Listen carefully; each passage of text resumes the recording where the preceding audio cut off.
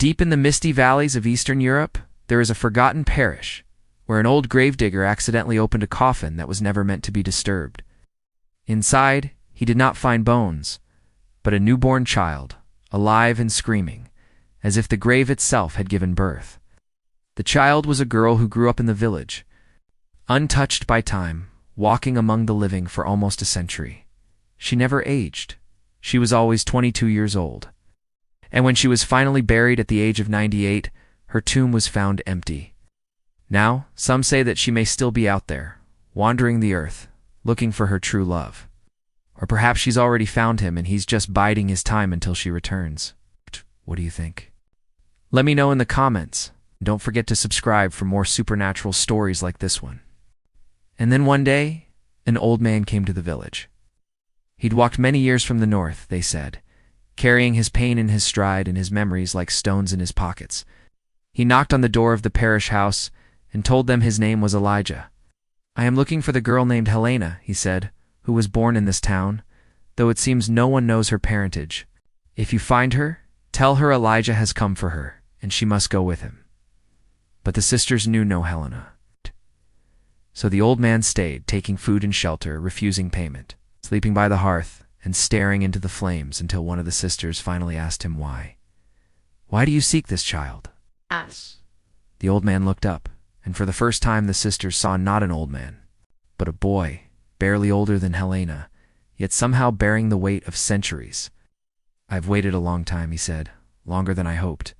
You see, I am cursed. I was born under an ill star, they say, for I was the child of a vampire. Because of my blood, every living thing around me withers and dies. That is why I seek Helena, the child of the grave, for she is the only one who can break my curse." When the sisters told him about the girl who lived at the edge of town, Elijah smiled, a sad, knowing smile. That night, he slipped out of the house, walked past the sleeping sisters, and went to the edge of the village. There, in the shadows cast by the old church, stood a girl unlike all others. Her eyes shone with an ancient light. She was beautiful and terrible to behold. And when she turned to him, he knew she was the one. Without a word passing between them, they embraced. Outside, the wind suddenly rose, whipping at the windows of the house. The sisters awoke. Their beds were empty. All that remained was a single white rose, its petals stained crimson. Then they heard the sound of voices whispering from the grave.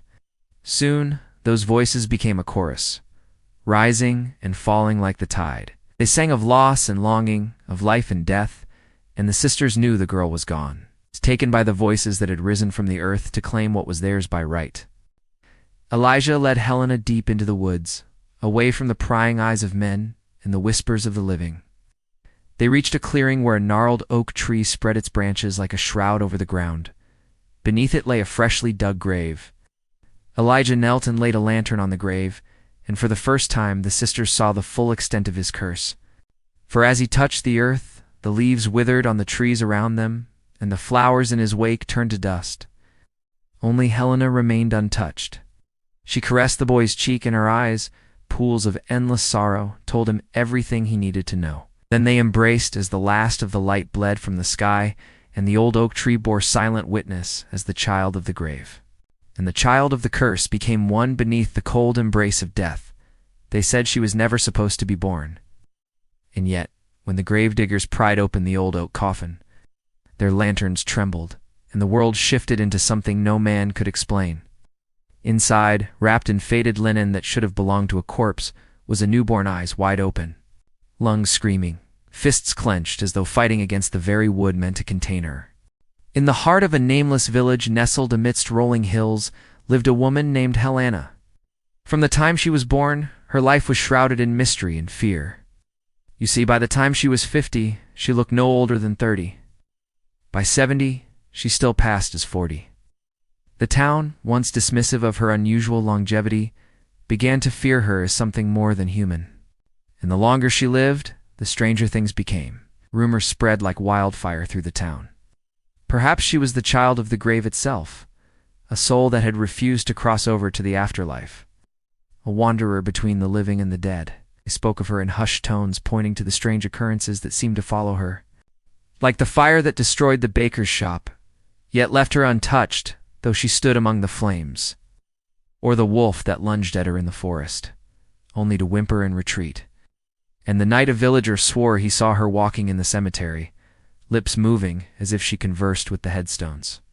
Helena said little, but when pressed, she once told a frightened girl, "I do not know where I come from, but I know this eye was not meant to remain, and yet something, or someone, wants me here."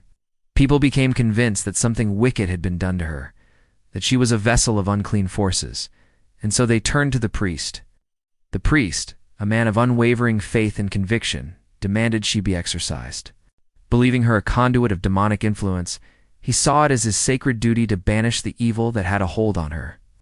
The ritual began in the candlelit nave of the village church, with ancient chants echoing through the stone walls, each syllable a weapon against the unseen forces that supposedly possessed her.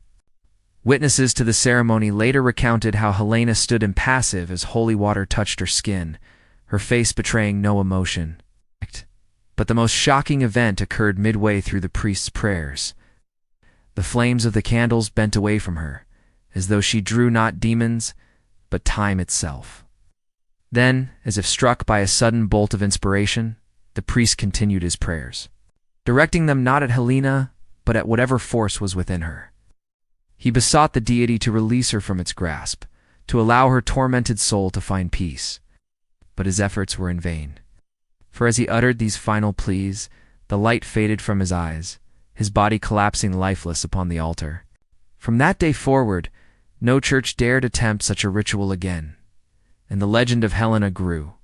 By the century's end, she was still alive. Generations had come and gone, but she endured. Children raised on her legend became grandparents, telling their grandchildren of the woman born in a coffin who never seemed to age. Some called her a miracle, others a curse. But all agreed on one thing. Helena was eternal, a walking question that gnawed at the minds of those who tried to sleep. And the strangest thing, she never once left the parish grounds. It was as if invisible chains bound her to the soil where she had first opened her eyes. No carriage ever carried her beyond the valley. No road knew her footsteps. She was the guardian of her own mystery, and the prisoner of it, too. When she finally died, or at least when the parish claimed she did, she was 98 years old, or so the record said. Her body was buried in a marble tomb under the churchyard, her name carved in Latin. But 3 days later, the tomb was found empty. Only her coffin remained, the oak splintered as if something inside had clawed its way out. And thus the legend spread.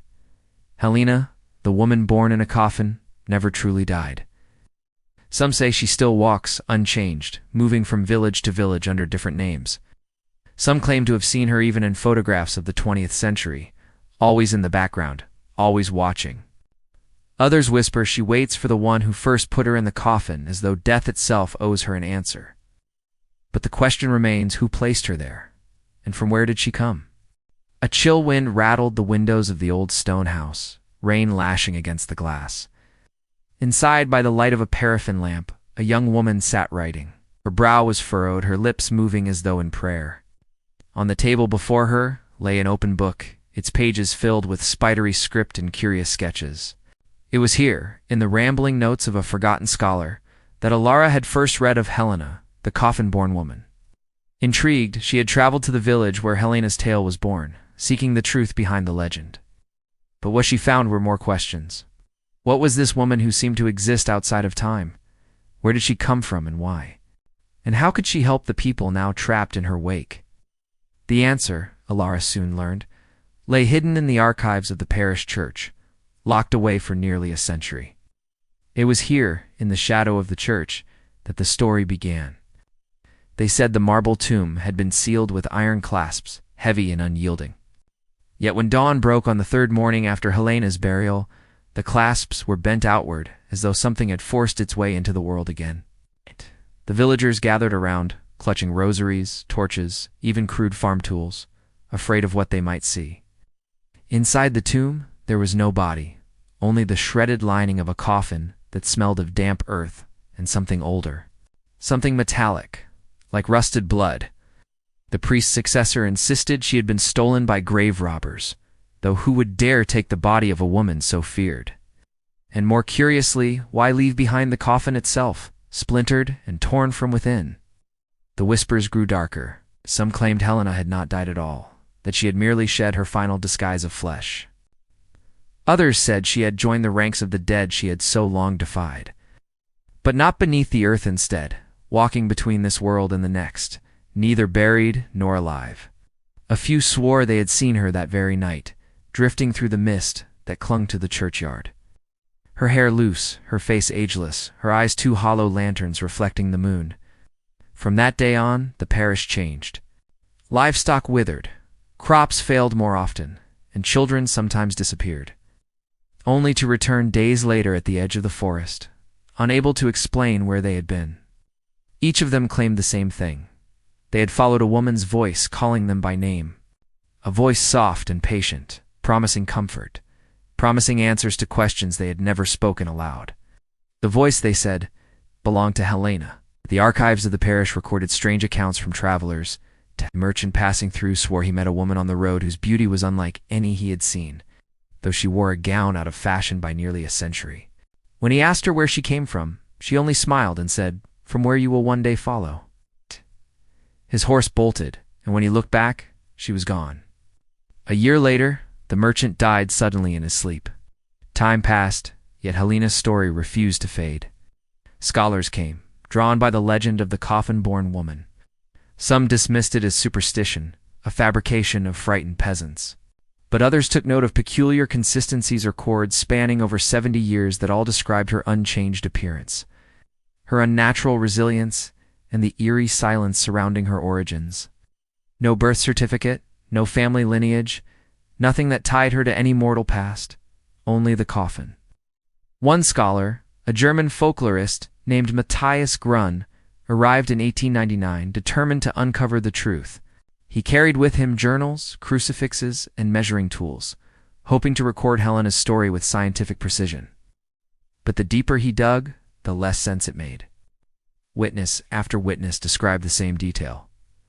Her eyes, not merely dark or light, not merely beautiful or strange, they were said to hold a depth that pulled at the soul, like staring into a well with no bottom. It was not the gaze of a woman, one old farmer told him. It was the gaze of time itself, waiting to collect what belongs to it. As Ilara read, the pieces of the puzzle began to turn in her mind. Could this be the case? Was Helena some creature of myth existing beyond the bounds of human understanding? Or was there a darker, more sinister truth lurking beneath the surface? Determined to find out, Alaric set out into the night, following Helena's trail through the mists of time. What secrets did her bottomless eyes hold? What ancient evils stirred in her wake? In the heart of the village stood a great church, its steeple scraping the sky like a beggar's plea. In the shadow of the church, sheltered by ancient yews, lay the graveyard. Here, headstones crowded together, silent sentinels guarding secrets in their stone hearts. Here, too, was a coffin. Not just any coffin, but one that held a secret, a darkness so profound it seeped into the soil, tainting the very earth around it. Buried within was a woman who defied death, Helena, the daughter of the devil. They say a traveler stumbled upon this place centuries ago, drawn by an unnatural stillness that blanketed the valley. He found a lone gravedigger standing by the fresh mound, his shovel resting on the new earth. And as the traveler approached, he heard the man's hollow voice telling a tale as old as time, a tale of a woman who was born in that coffin, born with the devil's curse upon her. The traveler stayed in the parish for nearly a year, collecting tales, charting the lineage of families who had lived under her shadow. Yet one morning his belongings were found abandoned in the rectory, his journals half filled with notes that ended abruptly mid-sentence. She's not bound to death as we are. She is its messenger or its rival. The final page bore only a single line, scratched into the paper so violently, the quill tore through it. The coffin was not her prison, it was her cradle. No trace of Grun was ever found. By the early 20th century, the villagers no longer spoke of Helena by name. They called her only the Lady of the Coffin, as though naming her gave her power. Families locked their doors at night, keeping candles burning until dawn. Travelers passing through remarked on the stillness of the parish, how even the dogs did not bark after dark. And sometimes on the road beyond the churchyard, they glimpsed a figure always at a distance, always watching, always waiting for someone to call out. The strangest part of the story came decades later, during the Great War. Soldiers bivouacked. In the valley reported a woman moving silently among the wounded after a battle, pressing her hands to the dying. Some lived who should not have, their wounds closing as if by unseen thread. Others, though, gasped once under her touch and fell still, their lives snuffed out like candles. When questioned, the survivors described her the same way, ageless, unmarked by the carnage, her dress unstained despite the mud and blood around her. She was not one of us, one soldier whispered. Was older than the war itself, older than any war. Yes. If Helena had been 98 when buried, by then she would have been over a century old. Yet still she walked, still she chose who would live and who would die. And though the soldiers searched for her after the battle, she vanished without a trace, leaving behind only the rumor of her presence. By then, her story had ceased to be a local legend. It became a warning, passed from mouth to ear across borders and tongues. Beware the woman born in a coffin. She walks still, neither living nor dead, a shadow waiting at the edge of the firelight. And if she looks at you too long, know this your time is no longer yours. But beneath the fear lingered the unanswered riddle. Where had she come from? And what force, what will had placed her inside that coffin as an infant? The villagers believed that question would remain buried forever. But in the decades to come, evidence would surface, fragments, documents, strange reports that suggested Helena's origin was not as impossible as it seemed. That somewhere, in the folds of forgotten history, lay an explanation, one far darker than anyone dared to imagine. And so the tale of Helena, the daughter of the devil, became a chilling enigma, a puzzle of birth and blood, a mystery that echoed through the ages, leaving us to wonder, what horrors lie at the intersection of humanity and hell? What secrets do cemeteries hold? And what ancient pacts echo through time, shaping the destinies of those who dared to disturb the echoes of the past? Have you ever seen someone or something so strange it left an unforgettable mark on your mind? What if that encounter was not just a fleeting moment, but a glimpse into a mystery that has persisted for over a century? Welcome to this channel. And today, let us explore the enigma of the girl who has been dead for 100 years but still walks among us. Our story begins not in a quaint village, but in the hallowed halls of a monastery library in Krakow. The year was 1927, and an unassuming archivist stumbled upon a yellowed and brittled letter within a dusty collection of medieval texts. The letter, dated nearly a century before the discovery, was more than a historical curiosity. It spoke of a secretive sect of monks who had broken away from the Catholic Church, convinced that true purity of the soul could only be achieved by severing the bond between flesh and origin. Their radical belief led them to an unthinkable experiment, giving birth not through natural means but through the resurrection of a corpse. As the archivist delved deeper into the monastery's archives, he uncovered more disturbing fragments of their dark rituals. The letter spoke of a child, unnamed, unwanted, a vessel of their unholy experiment. But the most chilling revelation was yet to come. The letter abruptly ended with one phrase underlined twice in trembling ink: "We buried the vessel, and the vessel lives." This cryptic message echoed through time, leading the archivist and generations of scholars to a small village nestled in the Polish countryside. The year was 1837. Upon reaching the village, the archivist inquired about a century-old tale of a girl found screaming inside her coffin. The villagers, though intrigued, were hesitant to speak of a legend that had haunted their community for so long. Yet the echoes of the past eventually surfaced. Whispers of a girl who was not quite alive, who walked among them as a living corpse. A girl who had died and returned, forever trapped between life and death. The villagers spoke of a child abandoned on the steps of the parish church. A child who showed no signs of aging. A child who seemed to watch over the village from the old cemetery. Over the years, more pieces of the puzzle emerged. A worn leather-bound journal discovered in the rubble of a bombed-out building spoke of a girl who walked the earth, her eyes hollow, her skin cold to the touch. The journal's author, a doctor, had become obsessed with studying her, convinced that she held the secret to immortality. Then there were the photographs, faded images that seemed to capture the girl in different stages of her apparent existence. In one picture, she was standing in the snow, her bare feet leaving tracks in the frost.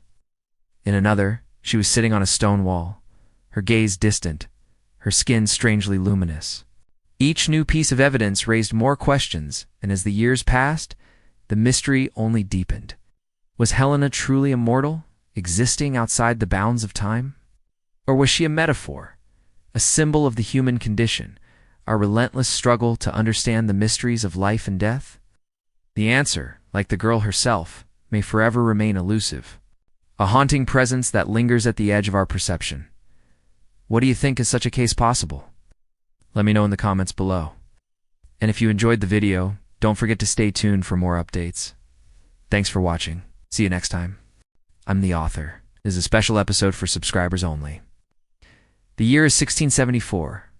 A traveler stumbles through the mist-choked Scottish Highlands.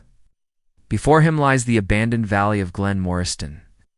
Tucked away from prying eyes and sheltered from the world, it is a place of secrets and shadows. At its heart stands the crumbling remains of a church, and in its graveyard, the weathered stones of a forgotten parish. As the traveler stands there, he sees something that makes the hair on the back of his neck stand on end. Kneeling before a splintered oak coffin still half buried in the earth is a woman. Her hair's black, her face pale, her back bent as though in prayer.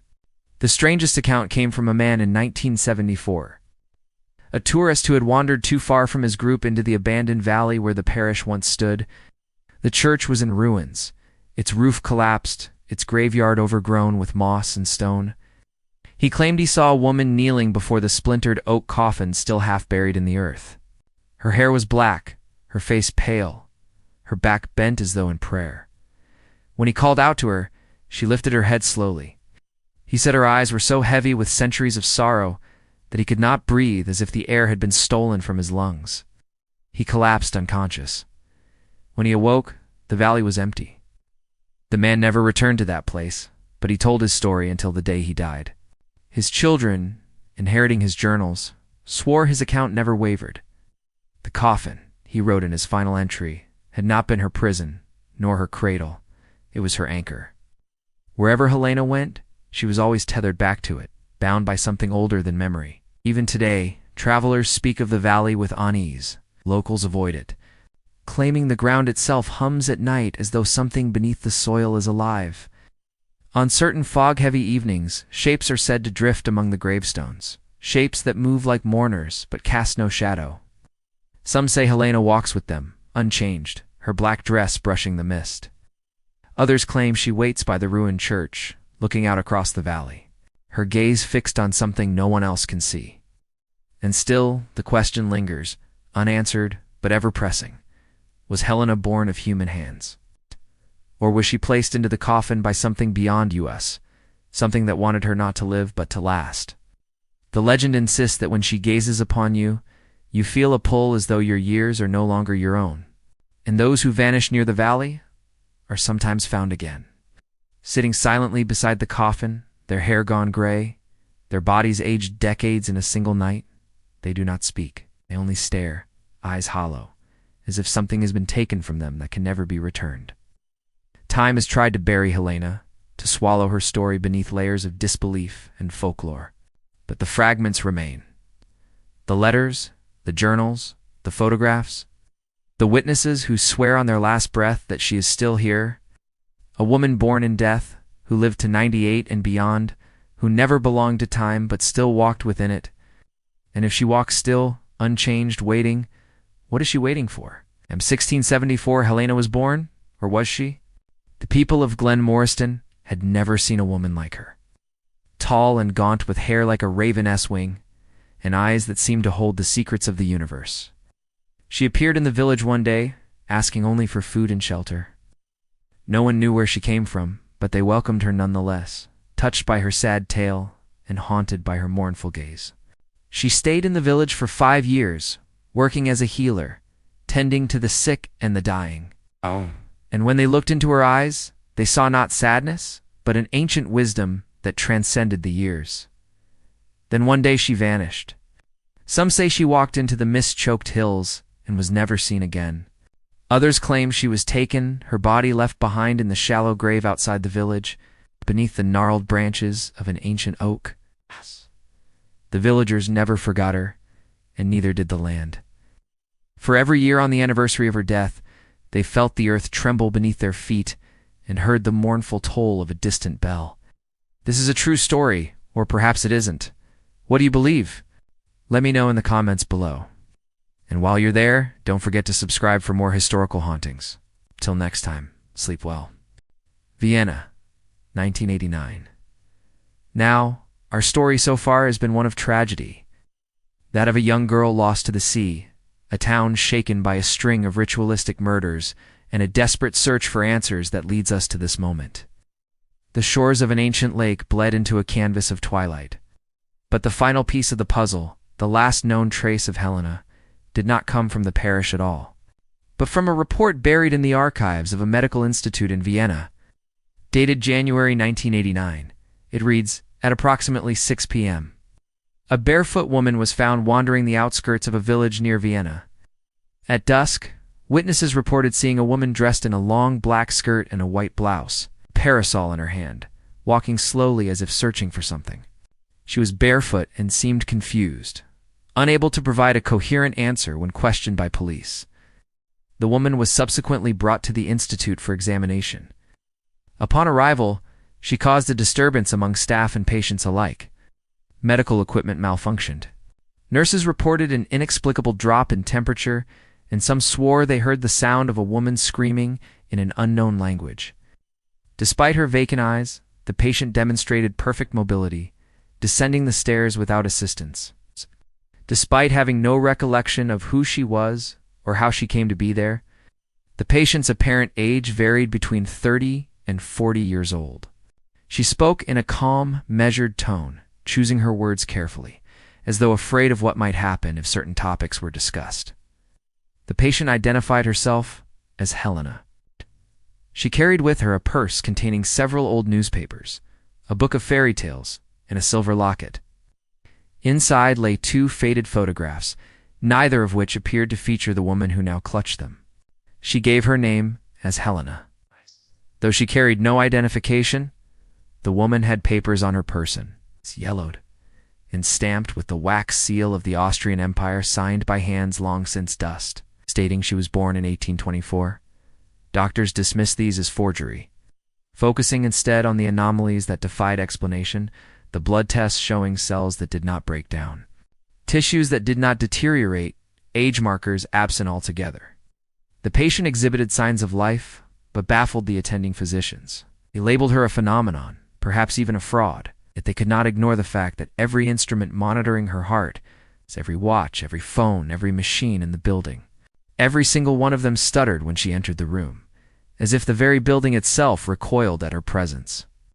At night, staff claimed to hear voices in the corridors, murmuring prayers or lullabies in languages none could place. One nurse swore Helena stood at her bedside while she slept, whispering, "You should not be afraid of the grave. It is only the door." Then, one morning, she was gone. Her bed freshly made, her room silent.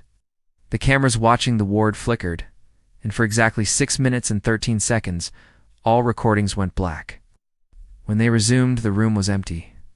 No one saw her leave.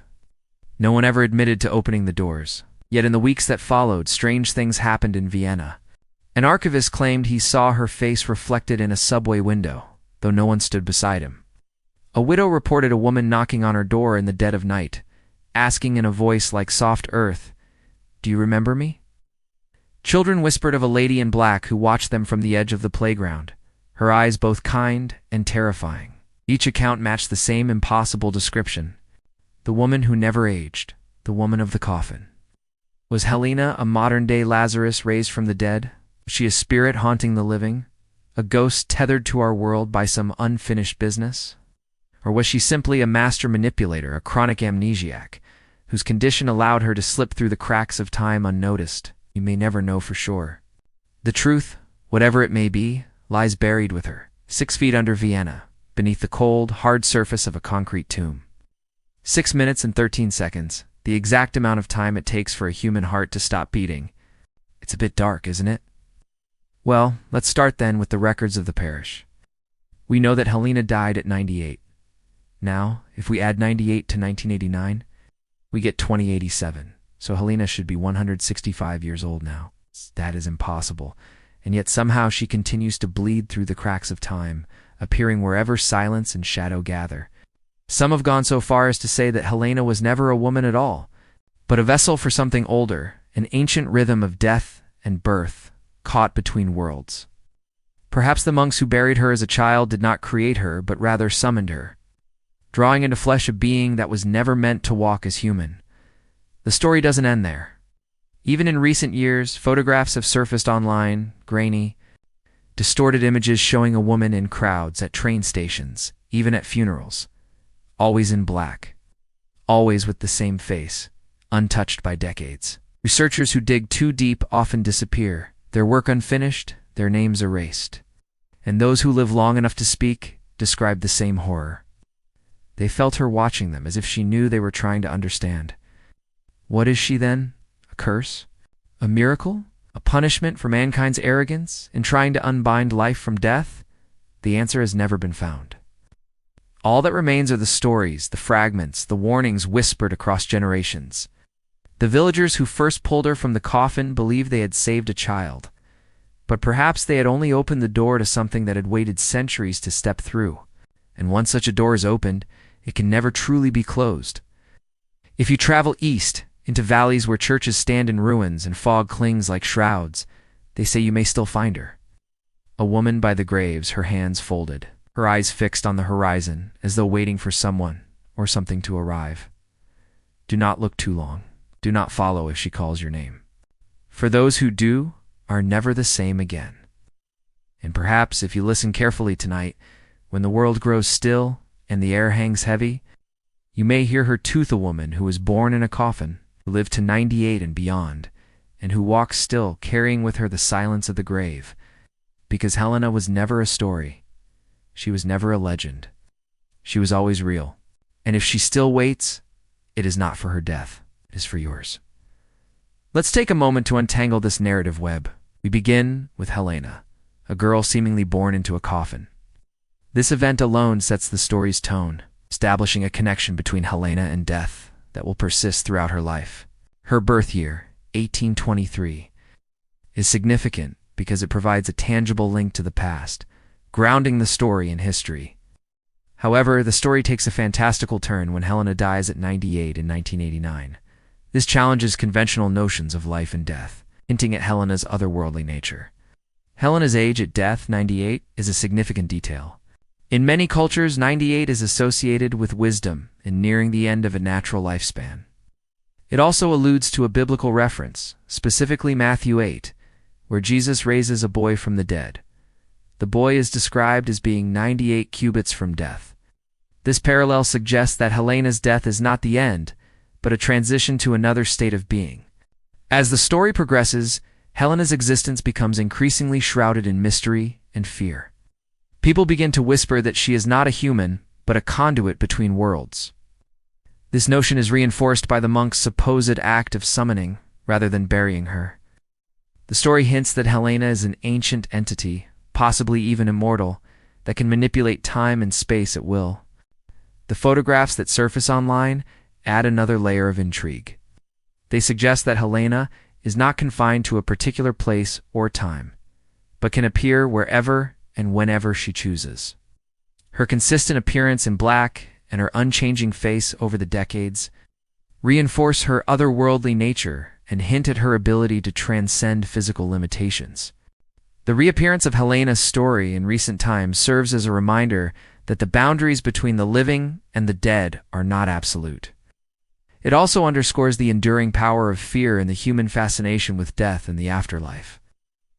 Now, what are your thoughts on Helena's story? Is she a supernatural entity, a metaphor for our fascination with death, or something else entirely? Your interpretation is welcome. Just remember to cite textual evidence to support your analysis. Let's continue exploring her story together.